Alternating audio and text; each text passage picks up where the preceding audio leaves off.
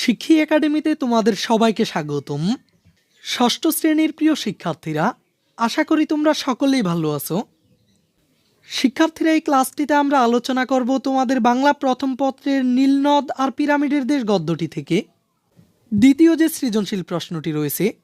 আমি তোমাদেরকে এই ক্লাসটির মাধ্যমে এই সৃজনশীল প্রশ্নটির সমাধান দেখিয়ে দিব। আমরা আগের ক্লাসটিতে এই গদ্যটি থেকে তোমাদেরকে যে বহু নির্বাচনী প্রশ্ন এবং প্রথম সৃজনশীল প্রশ্নটি দেওয়া হয়েছিল, এই প্রশ্নগুলোর সমাধান দেখিয়েছিলাম। তাই যদি তোমরা আগের ক্লাসটি না দেখে থাকো তাহলে প্রথমে আগের ক্লাসটি দেখে নিবে। এখন চলো আমরা শুরুতেই এই দ্বিতীয় সৃজনশীল প্রশ্নটির উদ্দীপকটি পড়ে নিই। শ্রেয়সী তার বন্ধুদের নিয়ে বাংলাদেশের রাজধানী ঢাকার উদ্দেশ্যে রওনা হলো। পদ্মা ও যমুনার রূপালী স্রোত পাড়ি দিয়ে তারা একসময় ঢাকায় পৌঁছায়। সেখানে তারা প্রথমে যায় লালবাগের দুর্গে। এ যেন ফেলে আসা মুঘল সাম্রাজ্যের এক টুকরো রাজত্ব। মুঘল সম্রাটদের স্থাপত্য ঐশ্বর্য এখানে লুকিয়ে আছে। এখানকার দরবার হল, পীর বিবির মাজার ও শাহজাদা আজমের মসজিদ দেখে তারা ছবি তুলতে লাগলো। এরপর তারা শেষ পর্যন্ত অনুভব করলো, এখানে আসার ফলেই তারা অতীত ইতিহাস ও মুঘল সাম্রাজ্যের হারিয়ে যেতে বসা বিশাল কীর্তির সঙ্গে পরিচিত হতে পেরেছে।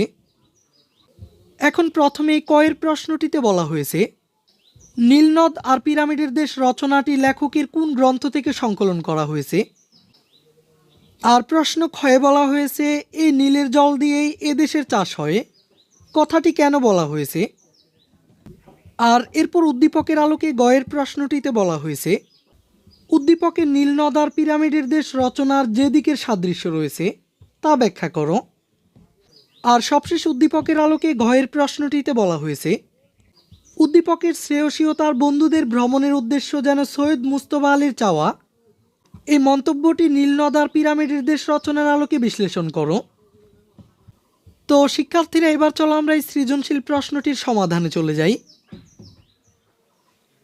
প্রথমেই কয়ের প্রশ্নটিতে বলা হয়েছিল, নীলনদ আর পিরামিডের দেশ রচনাটি লেখকের কোন গ্রন্থ থেকে সংকলন করা হয়েছে। উত্তরটি হচ্ছে নীলনদ আর পিরামিডের দেশ লেখকের জলেডাঙায় গ্রন্থ থেকে সংকলন করা হয়েছে। আর এরপর ক্ষয়ের প্রশ্নটিতে বলা হয়েছিল, এই নীলের জল দিয়েই এদেশের চাষ হয়, কথাটি কেন বলা হয়েছে। এই নীলের জল দিয়েই এদেশের চাষ হয় কারণ নীল নদী মিশরের চাষাবাদের জন্য মিষ্টি পানির যোগান দেয়। নীলনদ মিশরের তথা পৃথিবীর সবচেয়ে দীর্ঘতম নদ। এদেশের বিস্তীর্ণ অঞ্চল জুড়ে এই নদ প্রবাহিত হয়ে মরুময় মিশর দেশে নীলনদের অববাহিকায় চাষাবাদ হয়। এজন্যই লেখক বলেছেন, এই নীলের জল দিয়েই এদেশের চাষাবাদ হয়। এরপর উদ্দীপকের আলোকে গয়ের প্রশ্নটিতে বলা হয়েছিল, উদ্দীপকে নীলনদ আর পিরামিডের দেশ রচনার যে দিকের সাদৃশ্য রয়েছে তা ব্যাখ্যা করো। উদ্দীপকটি নীলনদ আর পিরামিডের দেশ রচনার যে দিকের সাদৃশ্য রয়েছে তা হলো ইতিহাস, ঐতিহ্য ও দর্শনের। ভ্রমণ মানুষের জ্ঞান ভাণ্ডারকে পরিপূর্ণ করে। বিভিন্ন বিষয় সম্পর্কে তার কৌতূহল বা জানার বাসনা রয়েছে। সেই বাসনা থেকে মানুষ বিভিন্ন স্থানে ভ্রমণ করে জ্ঞান অর্জন করে। উদ্দীপকের শ্রেয়সী ও তার বন্ধুদের ভ্রমণের উদ্দেশ্য ছিল বাংলার ইতিহাস ও ঐতিহ্য সম্পর্কে জানার। এজন্যই তারা ঢাকার লালবাগ দুর্গে যায়। তারা মুঘল স্থাপত্যের ঐশ্বর্য, পরিবিবির মাজার, শাহজাদা আজমের মসজিদ ইত্যাদি দেখে। অন্যদিকে নীলনদ আর পিরামিডের দেশ রচনার লেখকও পুরনো ইতিহাস, ঐতিহ্য সম্পর্কে জ্ঞান লাভ করার জন্য মিশরে যান।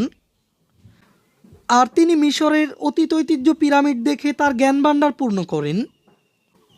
এসব দিক বিচারে তাই বলা যায়, ইতিহাস, ঐতিহ্য, দর্শনের দিক দিয়ে উদ্দীপকের সঙ্গে আলোচ্য রচনার সাদৃশ্য রয়েছে। আর সবশেষ উদ্দীপকের আলোকে গয়ের প্রশ্নটিতে বলা হয়েছিল, উদ্দীপকের শ্রেয়সী ও তার বন্ধুদের ভ্রমণের উদ্দেশ্য যেন সৈয়দ মুস্তফা আলীর চাওয়া। এই মন্তব্যটি নীলনদ আর পিরামিডের দেশ রচনার আলোকে বিশ্লেষণ করো। উদ্দীপকের শ্রেয়সী ও তার বন্ধুদের ভ্রমণের উদ্দেশ্য যেন সৈয়দ মুস্তফা আলীর চাওয়া মন্তব্যটি যথার্থ। পৃথিবীতে অনেক কীর্তি রয়েছে যা থেকে আমরা অতীত ঐতিহ্য সম্পর্কে জ্ঞান লাভ করতে পারি। অতীতের অনেক স্থাপনায় উচ্চমানের শৈল্পিক নিদর্শন ও নির্মাণশৈলীর পরিচয় পাওয়া যায়। উদ্দীপকের শ্রেয়সী ও তার বন্ধুরা সবাই মিলে রাজধানী ঢাকায় আসে। তারা ঢাকায় এসে লালবাগ দুর্গ পরিদর্শন করে, মুঘল ইতিহাস ও ঐতিহ্য সম্পর্কে জানতে পারে। তাদের ঢাকায় আসার মূল উদ্দেশ্যই ছিল ভ্রমণ ও অতীত ঐতিহ্য সম্পর্কে জানা। সৈয়দ মুজতবা আলী তার নীলনদ আর পিরামিডের দেশ রচনায় মিশর ভ্রমণের কথা তুলে ধরেছেন এবং বর্ণনা করেছেন মিশরের ইতিহাস ও ঐতিহ্য। আলোচ্য রচনার মধ্য দিয়ে লেখক মূলত চেয়েছেন মানুষকে ভ্রমণে আগ্রহী করে তুলতে ও বিভিন্ন দেশের ইতিহাস সংস্কৃতি সম্পর্কে জানাতে। আর উদ্দীপকের শ্রেয়সী ও তার বন্ধুরা ঢাকার লালবাগ দুর্গ ভ্রমণের মধ্য দিয়ে যেন লেখকের সেই চাওয়াই পূরণ করেছে। আর তাই বলা যায় প্রশ্নোক্ত মন্তব্যটি যথার্থ। তো শিক্ষার্থীরা, তোমরা এই সৃজনশীল প্রশ্নের সমাধানটি তোমাদের খাতায় নোট করে নিবে। আজকের এই ক্লাসটিতে এই পর্যন্তই। আমরা পরবর্তী ক্লাসে আলোচনা করব তোলপাড় গদ্যটি থেকে। শিক্ষার্থীরা, এই ক্লাসটি তোমাদের কাছে ভালো লেগে থাকলে ভিডিওটিতে একটি লাইক দিয়ে দাও। আর পরবর্তী ক্লাসটি পাওয়ার জন্য এই চ্যানেলটিকে এখনই সাবস্ক্রাইব করে দাও।